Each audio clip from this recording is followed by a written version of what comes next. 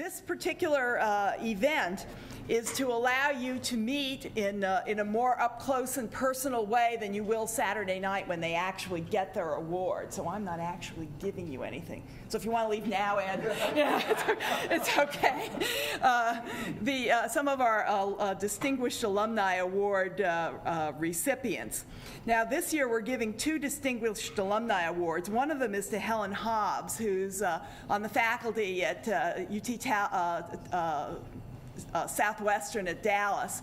And she's an elegant investigator in cardiovascular disease and cholesterol metabolism, but unfortunately she was unable to make the trip. Our second Distinguished Alumni Award recipient is our very own, now as of June, Greg Eastwood. In addition, there are Clifford Vogt Award recipients who are Ed Jackson and Richard Hansen, who is the winner of the Special Medical Alumni Board Award. So we have a very distinguished crew of award recipients. Today you're going to hear from 2 of them. The first is Gregory Eastwood, who in June became the interim president of Case Western Reserve University. So we were very fortunate that we had an alum and a member of the board who was able to step into the interim presidency and to step in and fill it in such an admirable way. Dr. Eastwood received his bachelor's degree from Albion College, Phi Beta Kappa, and his MD from Case Western Reserve University, Alpha Omega Alpha. He did his residency in internal medicine at the Hospital of the University of Pennsylvania, a fellowship in gastroenterology at the Boston University Medical Center under sponsorship of the National Institutes of Health. He then served 2 years in the Clinical Investigation Service at Philadelphia Naval Hospital and subsequently held faculty appointments at Harvard, the University of Massachusetts Medical School, where he was director of the gastroenterology section and associate dean for admissions. He then was dean of the Medical College of Georgia in Augusta and then joined the State University of New York Upstate Medical Center and was named its president in 1993. As president of SUNY Upstate Medical Center in Syracuse, he became an outspoken advocate for the university. He led the university to heightened awareness of public service missions that the state's 4 SUNY medical centers play in their communities and in the world. Among the highlights of his presidency were the openings of the first Gamma Knife Center outside of metropolitan New York, the Institute for Human Performance, the Setner Academic Building, and the vertical expansion of university hospitals that includes CNY Children's Hospital. Good for those of us in pediatrics. Under Dr. Eastwood's tenure, Upstate Medical University more than doubled its operating budget to $750 million. Dr. Eastwood's professional interests include the responsibilities of academic health centers to the health of the community, the role of leadership in academic health centers, bioethics, the ethics of academic health organizations. His research interests have been in gastrointestinal epithelial renewal, neoplastic disorders, mechanisms of mucosal injury and protection, and peptic ulcer disease. Somehow along the way, with all the jobs he's had, he's authored more than 125 articles and book chapters and has written or edited several books. I stand in awe of that sort of an achievement in the face of his administrative achievements. Well, I think we're all of us at Case right now are very grateful to Dr. Eastwood for stepping in and providing calm and reasoned leadership at the helm, and for reestablishing the prominence of Case in the community and the faculty administration relationships. I can think of no better choice for your Distinguished Alumni Award, and I think your Alumni Association deserves a lot of credit for recognizing that. Dr. Eastwood?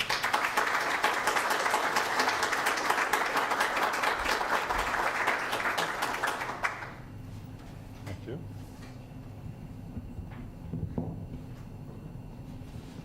Thanks. Well, I'm very pleased to be here with you and to accept this award. I didn't expect it now anyway, Pam, so my expectations did not include that. I was instructed to say a little bit about myself, but you already heard about me, and so what I think I'm going to do is talk to you a little bit about some of the things that have happened to me during my life that you might be able to relate to.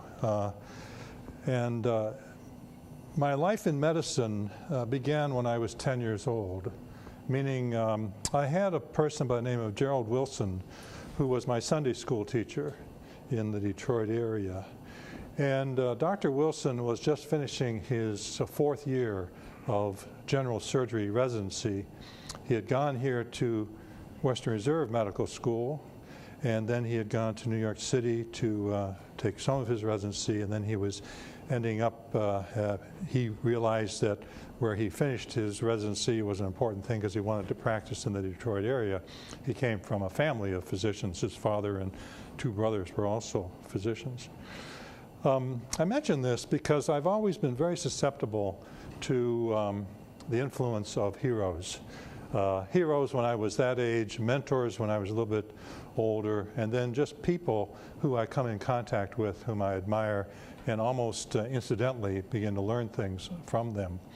And if you think about that process of how we acquire knowledge and perspective and basically sometimes model ourselves after the things we see in other people, or model ourselves out in another way.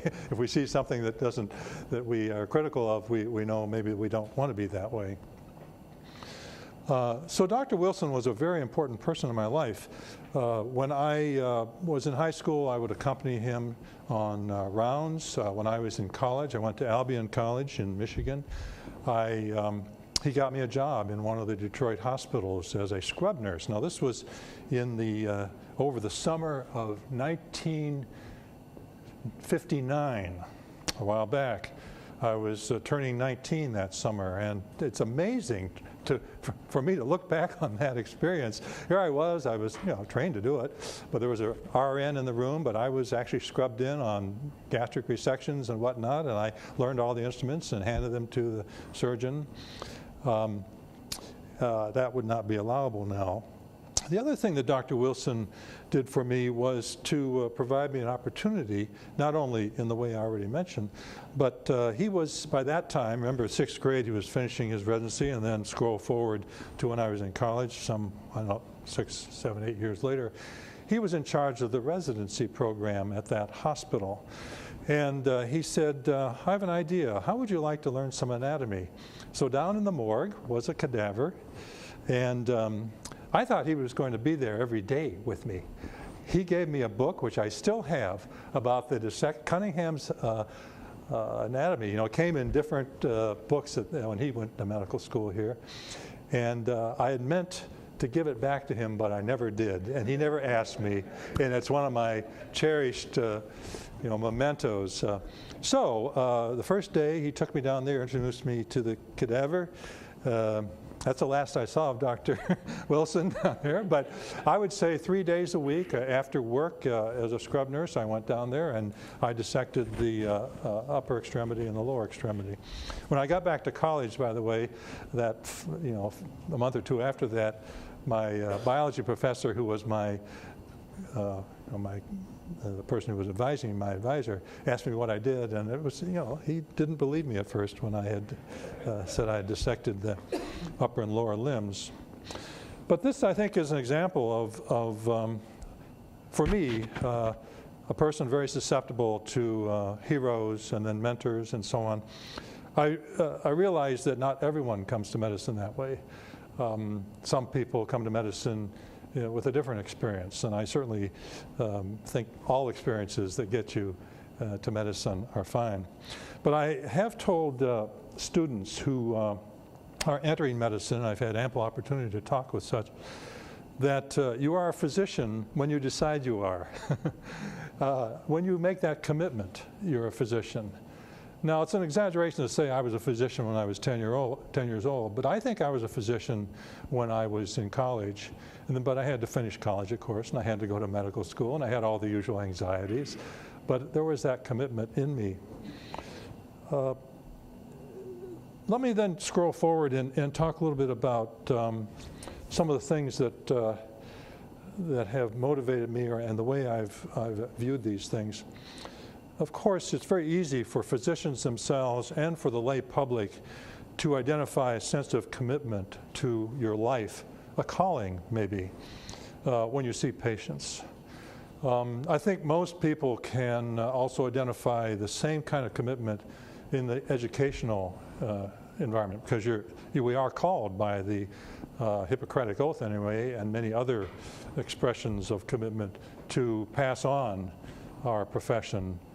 Hippocrates called it our sons, but we also know that includes our daughters, and it also means our figurative sons and daughters.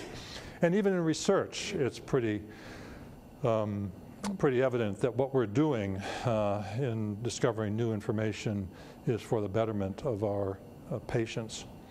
But when you go over to the dark side, Ed, and you're an administrator, how do you reconcile that? Well, I remember when I got to Georgia, first week on the job, this is the late 80s now, one of the writers from the Alumni magazine came to me and said, "Dr. Eastwood, do you miss seeing patients?" And I was so busy I hadn't even thought about that. So I thought quickly, and I thought, well, I do miss seeing patients, but being a dean is an awful lot like seeing patients.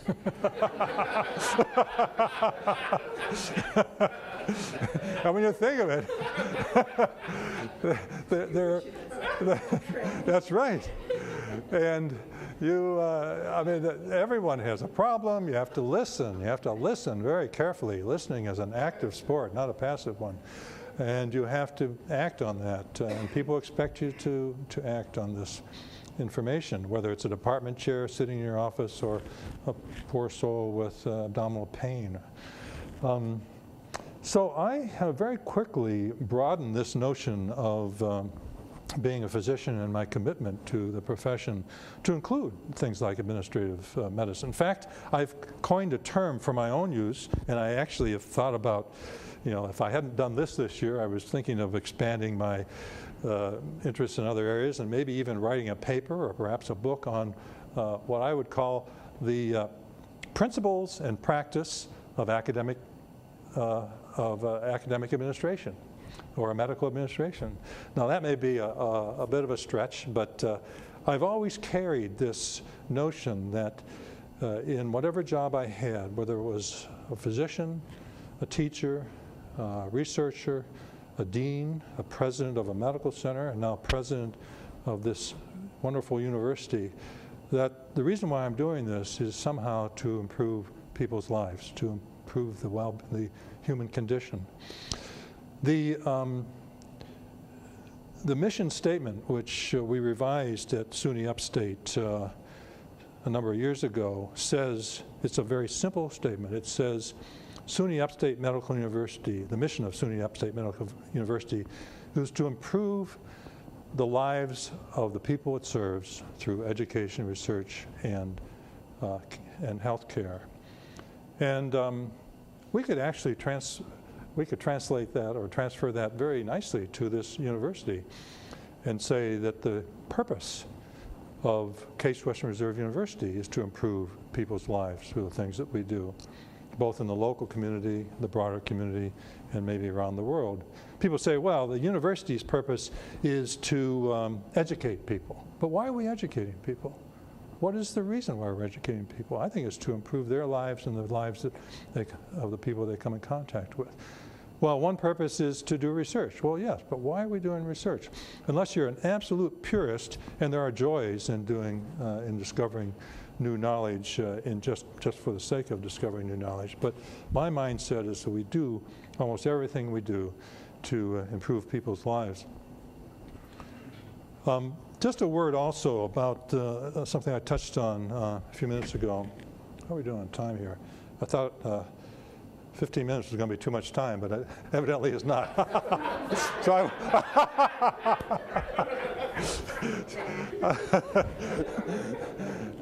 I feel strongly about these things, right?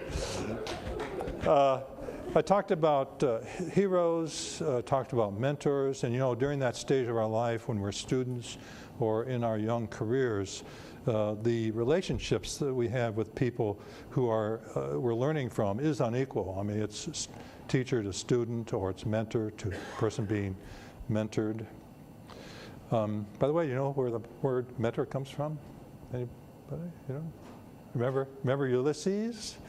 He went off to do great things, and he left his son Telemachus and his wife Penelope, and Ulysses had a friend by the name of Mentor.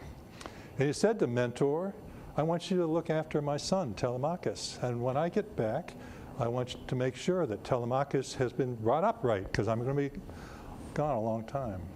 Very interesting. But then, when we are adults, we don't have mentors anymore. We interact with each other. And I became aware of the strong effect of this when I began, and this was decades ago, began to read John Steinbeck. I've read everything that John Steinbeck wrote. I've read all his published letters, and I became very much aware of the close relationship John Steinbeck had with Ed Ricketts. Ed Ricketts was a marine biologist who lived in Monterey, and he appears in a number of Steinbeck's books. Cannery Row is the one that people most remember, where there's a character by the name of Doc. But Ed Ricketts appears in other books too. And Ricketts and Steinbeck, and then a few others like Joseph Campbell, the mythologist, and others had these long conversations, but it was Ed Ricketts who influenced Steinbeck the most, and a lot of Steinbeck's ideas, Ricketts' ideas really were expressed in Steinbeck's books. So I began to think about this. And it's true, I think, that most of the understandings that we have are derived, as adults, are derived from equal relationships or peer relationships. And I ask you just sort of pay attention to that and see whether that's true in your life or not. And I'm very aware of this and the things I learn, even when I'm meeting with you, Pam. I'm attentive. And you, Ed. Gotta watch your mouth. Okay, I think that probably is a good time for me to finish. Let me finish. I was going to make some comments about the effect of this medical curriculum on U.S. education, but let's just stop and see if there are any comments or questions for me before I turn it over. Well, I want to thank you all for coming and for your support of this wonderful medical school. Maybe in another time, another context, I would tell you more about my perception of the university, but let me just tell you that things are going to be okay.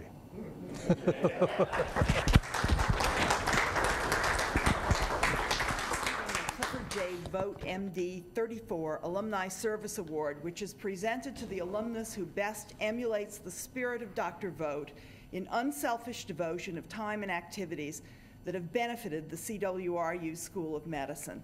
And this award is given to Ed Jackson. I learned here that Ed got both his bachelor's and his MD degree from Case Western Reserve University, and served as a resident at Metro Health Medical Center and served as chief resident at Metro Health. And it looks like right after he finished his chief residency, he was appointed assistant to the dean at the Case Western Reserve University School of Medicine and was named the first assistant dean of minority affairs the year after. So he clearly had made his mark and established himself very early in his career. He has had a focus on national health care issues. He's had service on many national panels, including in the program to strengthen hospital nursing from the Robert Wood Johnson Foundation and the Pew Charitable Trust. He served on the Committee of Underrepresented Minorities in Clinical Practice of the American College of Physicians, the Health Advisory Panel of the Pew Commission. He's been on the board of directors of the American Board of Internal Medicine and served on the Residency Review Committee from 1981 to 1987. And in recognition of his professional achievements, was elected to the Institute of Medicine of the National Academy in 1991, which is a remarkable achievement. At home, we know Ed as the point person and the mentor, indeed, of many minority medical students, residents, and fellows at university hospitals and at Case Western Reserve University School of Medicine. He has been exemplary and tireless in assuring these students that they can make it, assuring these students that they will have the opportunity, and assuring these students of the tremendous promise and rewards of medical practice. Ed has been a practicing internist for many years. I understand you retired last year from the Green Road practice. I find that hard to believe, having known you for so long, that you would ever retire from the patient contact. But between the patient contact and the student contact and the resident contact, Ed has distinguished himself as a leader and a mentor. He served as Chief of Staff and Senior Vice President for Clinical Affairs at UHC from 1997 to 2000, and just this past year was honored by the awarding of a chair in his name through University Hospitals. We believe this is the first chair in the country given for diversity. And Ed was part of the selection committee that picked Richard Grant, an orthopedist from Howard University, as the first occupant of that chair. And we have every expectation that Richard will continue Ed's proud tradition. I'm very proud to turn the podium over to Ed Jackson, the recipient of the Clifford Vogt Alumni Service Award. Thanks, Karen. Thank you. Thank you. Thank you. Thank you very much. You know, I flashed back to 1962 while Greg was up here. We're classmates from med school. And then listening to Greg talk, it took me back to so many great memories. And I thank you for that, Greg. And I thank you for coming to help us, you know, for helping at the university. I also thought about, in my personal comments, my entree to medicine. I was 8 years old. Lived in a small town in Arkansas. My mom was very sick, and the only black doctor in the county made a house call on my mother. I recall the confusion in the house. I have 4 siblings, and at that time I had 3 siblings. And we were in an uproar. Dad was in an uproar. We were all scared Mom was going to die. So this tall black doctor walks in the room. And it's amazing, as much as I loved and admired the white doctors I had seen before, something moved in my spirit when I saw this black doctor come into the house. And it's led to a lot of my work in mentoring over the years. But my main point is that this doctor came in and examined Mom, and that was back in the Second World War, and reassured us at the end of his visit, she's going to be okay. And I recall the calmness that came over our home. It was, and at that moment I said, I want to be just like him. It was just that instant I knew that's what my calling is in life. And we came to Cleveland when I was 13, and I ran into a lot of issues, some urban issues that can put kids on the wrong path. Ran into a lot of difficulty, and that dream that was so vivid when I was 13 coming to Cleveland began to get sort of crushed down a bit. So much so that by the time I was in the 10th grade, I had sort of given up on that idea. I found it very difficult to adjust to northern life, and by the 11th grade, I was transferred to essentially a completely black high school from a predominantly white high school. And during that 11th grade, something happened again, like when I was a child. In those days, you may recall, it was totally segregated in the South, so that my school, my teachers, my community, everything was all black until I came to Cleveland. Then I was suddenly to integrate as a 13-year-old kid in the 9th grade. And I found that transition difficult. I also found learning a little difficult for those 2 years. And then I got back into the all-black high school, and I began to soar again. And it got me ready for CASE. That's one memory that I have. The other memory I have is I pursued a dream. I was reminded not too long ago that on my entrance essay to CASE med school, I had said my career goal is to eliminate the difference in healthcare between the rich and the poor. When we're young, we think a lot of dreams. It's incredible that I could even think that. Back then I was an adult, but that's what I thought. So that was my dream. So early in the 70s, 1970, when I finished my training, I was working here in the School of Medicine as assistant dean under Fred Robbins. I got the call to go to Glenville to start an inner city clinic. We worked so hard. The only black hospital in town, Forest City Hospital, was then open. It was in jeopardy of closing. Doris Evans and I had the idea that we could go there, begin an ambulatory program, make it very successful, help the hospital survive, help the Glenville community that was markedly underserved. And the medical students here helped us, everybody, the dean helped us, everybody was so supportive. But in spite of our greatest effort, the Johnson Foundation funded us because I had been a clinical scholar, and they said they wanted to fund a clinical scholar who would go to the inner city.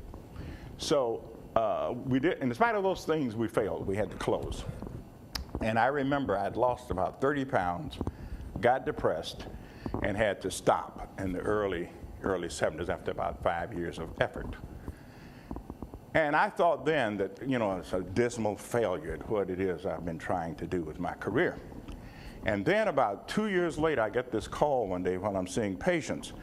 And the caller says, "Hello, this is John Benson from the American Board of Internal Medicine." I said, who's that calling? I thought it was one of our classmates. Calling to kid me. I really thought, I said, who is, and that was my first response, who is this, really? And he said, this is John Benson. And I'm calling to see if elected, would you serve on the American Board of Internal Medicine? I said, I asked a few more questions. The guy sounded genuine. I said, this man sounds real. And then he said, well, it turns out, I said, well, why are you calling me?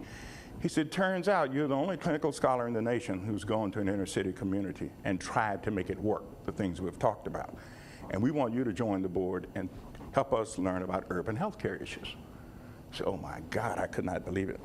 So after a while, I did believe it. I joined the board, and then from there to the Institute of Medicine and on and on. But I think of those two major things as the most outstanding issues in my life on my journey in medicine. I would take nothing for the experience of having been a physician, of being a physician and having served as a practicing physician for 37 years. It's been the most awesome, rewarding thing I could have. The next best joy I have had is in talking with, mentoring, and helping students and residents and fellows and young faculty. So it's hard for me to even believe that I have a job, that I work. I mean, it feels more like play. It feels like something you just do, you're just sort of eating a great meal all day. That's all you do. And it's such a joy for me. And to receive an honor from my peers and from the institution I love and the Alumni Association is just absolute icing on the cake. I am overwhelmingly proud and honored to get the vote award. When I look at his career, to think that I could emulate enough of what he did in caring for patients and love for our school, to be recognized for that is an awesome, awesome reward for me, and I'm deeply grateful. Thanks a lot.